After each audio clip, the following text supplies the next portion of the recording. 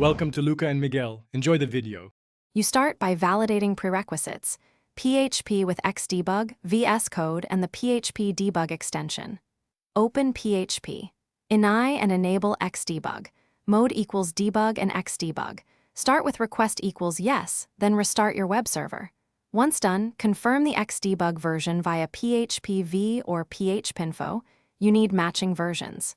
Next, create a simple PHP script and place a breakpoint-ready line so you can immediately test stepping.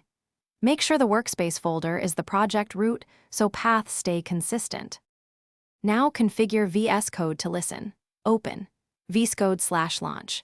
JSON and add the listen for Xdebug configuration, specifying port 9003 and path mappings from server to workspace folder. You do this because Xdebug reports server file paths, and VS Code must translate them to your local files. Start the debugger in listen mode. VS Code will wait for incoming connections, then trigger a request from your browser or CLI. The IDE should catch the connection and stop at breakpoints you set. Finish by testing a full debug cycle. Set a breakpoint, start listening in VS Code, and load the PHP page. You should step through code, inspect variables, and evaluate expressions.